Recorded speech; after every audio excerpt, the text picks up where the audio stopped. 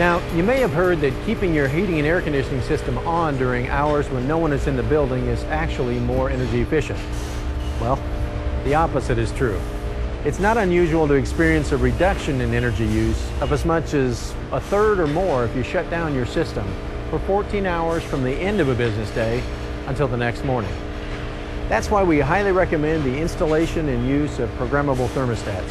They automatically shut your system off and start it up again based on your hours of normal building use. Now make sure your energy efficient heat pump can be used with a programmable setback thermostat. This feature will allow you to program a gradual restoration of heat without having to use the heat pump's supplemental heating elements.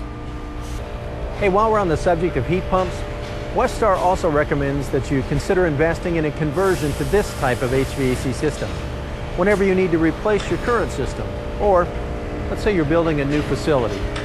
In climates like ours, where the winters are typically not too long and not extremely harsh, a heat pump can be significantly more energy efficient than conventional HVAC systems. You might also want to consider installing ceiling fans, particularly in areas where the ceilings are higher than normal. The fans help to drive the warmer air down, remixing it with the cooler air at the bottom of the room to balance the temperature in the room and to keep your system from working as hard. It also helps people feel more comfortable in the summertime, so they don't need as much cool air from your system. Just like a car, a heating and cooling system needs a tune-up on a regular basis to perform most efficiently and safely. You should have your technician test for the combustion efficiency of your burner at least once every other year, and more preferably, once a year before the heating season starts. When this test is done, have your burners, boiler tubes, and heat transfer surfaces cleaned as well.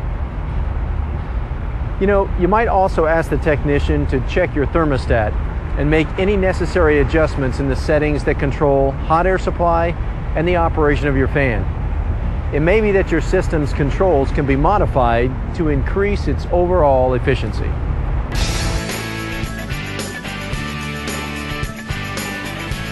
You know, hot water might not be the first thing that comes to mind when you think about ways to save energy, but of course, it takes energy to heat that water.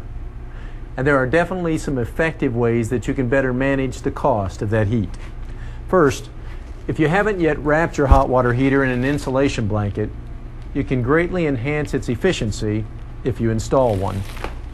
Then, while you're at it, make sure any exposed hot water pipes are insulated too.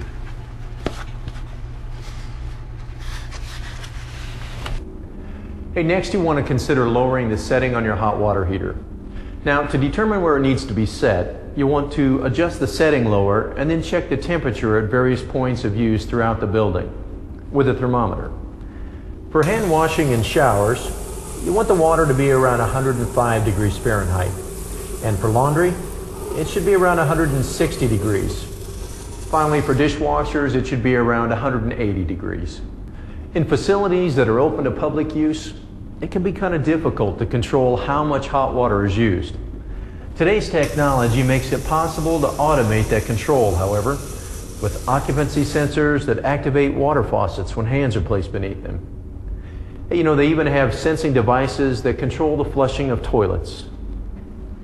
You know, if your hot water heater is used strictly to warm the water in lavatory sinks, you may want to consider shutting it off entirely, assuming your employees don't object. Another option would be to shut off the hot water heater on weekends or whenever your building is shut down for an extended period of days. You know, there are 7-day timers that are available to perform this function automatically. And the same heat pump technology that has made heating and air conditioning so efficient can now do the same thing for the heating of water. You can install a unit that comes complete with its own storage tank, or you can add a heat pump to your existing tank.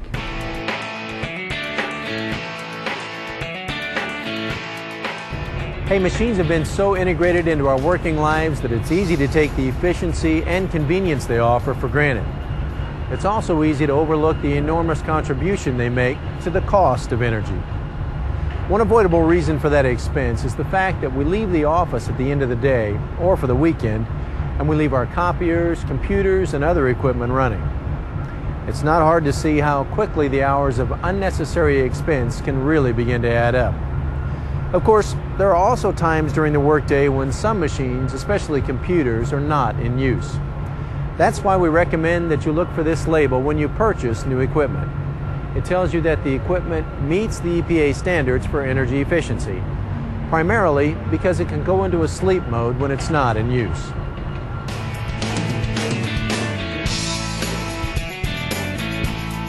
Hey, here's a good rule of thumb, especially for businesses that operate kitchens. Unless you have equipment that requires preheating, don't turn anything on until you need it. And if you have an open-top range, well, then you don't need to preheat it. Now, if you have a closed-top range, then 10 to 15 minutes of preheat is plenty. And that's only if whatever you're cooking requires it. Now, with broilers or griddles, you want to get into the same kind of habit. Just turn on the burners that you need to use and, well, turn the heat down or even turn it off during periods of time when you don't have orders. Hey, if you're setting up a new kitchen or you're planning an upgrade of your existing equipment, well, here's a short list of new energy-efficient items that you should look for. Infrared fryers, convection ovens, and the ones with steamer models, well, they're the best because they help keep the food from drying out. Microwave ovens, and specialized equipment like pizza ovens that are designed for a specific cooking task. Also, it's a good idea to look for ovens with automated controls for things like cooking times.